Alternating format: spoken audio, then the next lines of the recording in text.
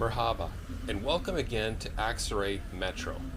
I just left my hotel around the corner and I'll be doing a short, charming walk through the neighborhoods of the narrow streets and crammed buildings to the Column of Marcian, dedicated to the ancient Roman Emperor Marcian.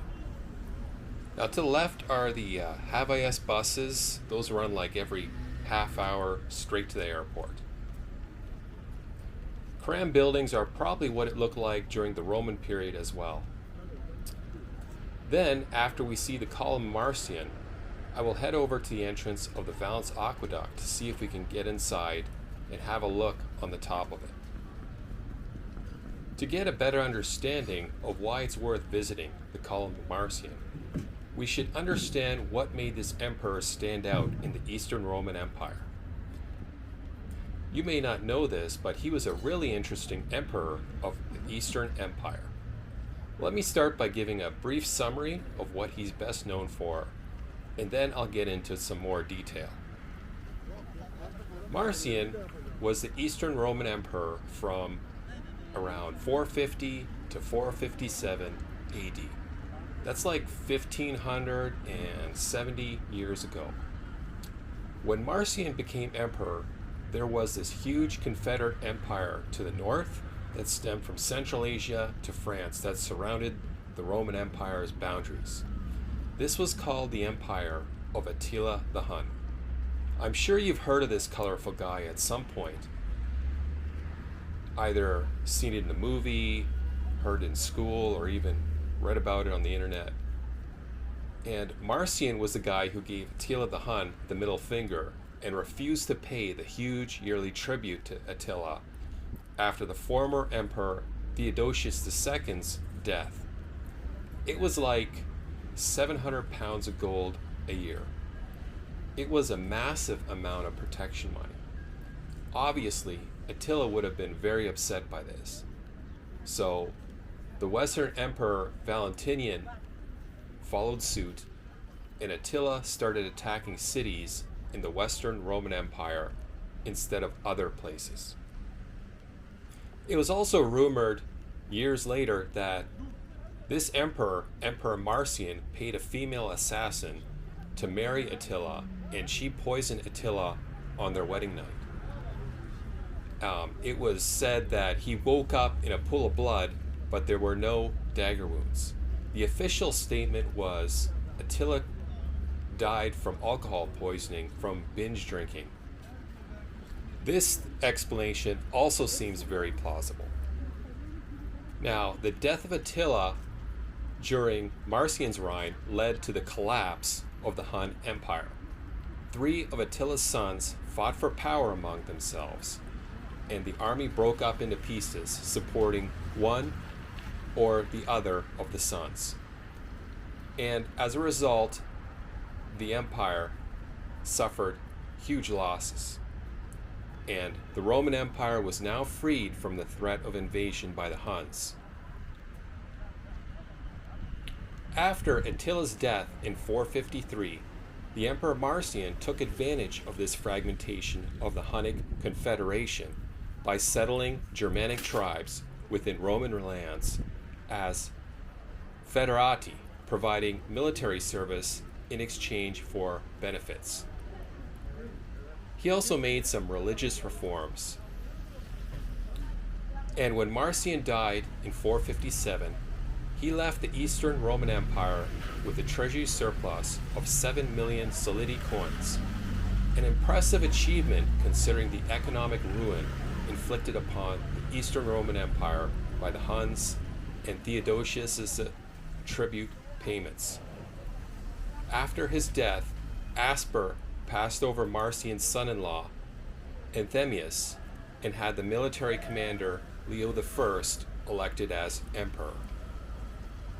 So as a recap, Attila the Hun ruled his empire from the north from 434 AD to 453 AD. Marcian ruled from 450 AD to 457 AD. So let's go into Marcian's early life. Marcian was born in 392 in Thrace. Little of Marcian's early life is known, but his father served in the military, and at a young age, Marcian enlisted in Thrace. By the time of the Roman Sasanian War of 421 to 422, Marcian had reached the rank of tribune, commanding a military unit. He became ill in Lycia, and he did not see action in the war. There, he was cared for by Tatianus, whom Marcian would later make prefect of Constantinople. And it was later that Tatianus built this column of Marcian for his dear old friend. Marcian eventually rose in rank to become the personal assistant of Asper, the commander-in-chief of the military of the Eastern Roman Empire. Despite being half Hellenic and half Gothic, Asper held a lot of influence in the Eastern Empire. In the early 430s, Marcian served under Asper in Roman Africa, where he was captured by the Vandals. Not much else is known about Marcian until the death of the Eastern Roman Emperor Theodosius II. So when Theodosius II died unexpectedly in a riding accident in 450, the Eastern Roman Empire faced its first succession crisis in 60 years. Theodosius had no sons, nor had he designated a successor. Marcian had served loyally for 15 years, so Asper conspired to have Marcian elected and was able to negotiate with other powerful figures to have him made the emperor, despite his relative obscurity. Pulcheria, Theodosius II's sister, agreed to marry Marcian to legitimize Marcian's rule. An interesting thing to note here, it is said that Pulcheria, Theodosius II's sister, kept her vow of virginity that she made in 413 at the age of 14, and during her 3 years of marriage to Marcian. That's harsh. That's got to be like the worst marriage, to be married 3 years and to not copulate that marriage. So Marcian was emperor in 450, which would make her 54 when she lost her virginity to him. Marcian would have been 7 years old, born in 392, so he was 61 when he first slept with his 54-year-old wife. Guys, do you think this is believable? Please leave your opinion in the comments below if you think it is. Also, don't forget to hit like and subscribe if you haven't already. Marcian took the regal name of Imperator Caesar Flavius Marcianus Augustus upon his coronation. The election of Marcian in 450 as emperor resulted in large changes to Eastern imperial policy. At the beginning of Marcian's reign, the Eastern Roman treasury was almost bankrupt from the huge tributes paid to Attila by the former emperor Theodosius II. Marcian reversed this near bankruptcy policy by not levying taxes, but by cutting expenditures, improving the efficiency of the state in multiple ways, and cleaning up all the corruption. By the time of his death, Marcian's shrewd cutting of expenditures, corruption busting, and his avoidance of large-scale wars left the Eastern Roman treasury with a surplus of 100,000 pounds of gold. He laid out his legal reforms in 20 codes of law, many of which were targeted at reducing the corruption and abuses of office that had existed during the reign of Theodosius II. Another important thing to note is that in 451, Marcian decreed that anyone who performed pagan rites would lose their property and be condemned to death. To ensure this law was implemented, he set a penalty of 50 pounds of gold for any judge, governor, or official who did not enforce this law. Ahead of us is the Column of Marcian. It is a slim column with no statue on top.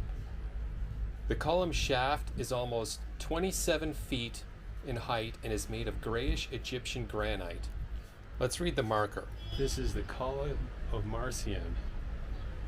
It was erected in 455 by the governor Tatianus and dedicated to Roman Emperor Marcian. That's pretty neat that this lasted for so long. Beautiful. I like how they added steel rings to it to reinforce any structural cracks. The quadrilateral base is encased by 4 slabs of white marble. Going up the column, it is crowned by a huge Corinthian capital, which supports a block with 4 eagles on each corner. Coming up on the west side is a medallion with a faint cryptogram in it. The total height without the statue on top is 48 feet. I don't know if you felt goosebumps like I did checking out this ancient Roman column, but let's check out the entrance to the Valens Aqueduct bridge. Who da boss? It's this cat. I did a previous video of the 2-story section of the Valens Aqueduct from Aviator Park, and this area that we're going to is where the Valens Aqueduct goes into the 4th hill of Constantinople, now Istanbul. Now, I read online that you can actually enter this section and get on top of the aqueduct bridge. So when you hear of the Valens Aqueduct, do you ever wonder who the Emperor Valens actually was? So the Emperor Valens was an Eastern Roman emperor from 364 to 378 AD. That's 14 years, which is a reign twice as long as the Emperor Marcian. He was named co-emperor by his elder brother Valentinian I, who gave him the eastern half of the Roman Empire to rule under pressure from high officials and the army after the Emperor Jovian's death. Valens had a largely unremarkable military career, but he was a capable administrator. In 378, Valens was defeated and killed at the Battle of Adrianople against the invading Goths, which marked the beginning of barbarian encroachment into Roman territory. Adrianople is now called Erdogan in Turkey, which is 240 kilometers northwest of Istanbul. As Emperor Valens continually faced threats both internal and external, he defeated, after some indecisiveness, the usurper Procopius in 366 and campaigned against the Goths across the Danube in 367 and 369. In the following years, Valens focused on the eastern frontier, where he faced the perennial threat of Persia, particularly in Armenia and some other smaller incursions. Valens had also held numerous treason trials and executions, which heavily stained his reputation. In 376 to 377, the Gothic War broke out, following a mismanaged attempt to settle the Goths in the Balkans. Valens returned from the east to fight the Goths in person, but due to the lack of coordination with his nephew Gratian, Valentinian I's son, and poor battle tactics, Valens and much of the Eastern Roman army were slaughtered at the Battle of Adrianople in 378. So what was the early life of Valens?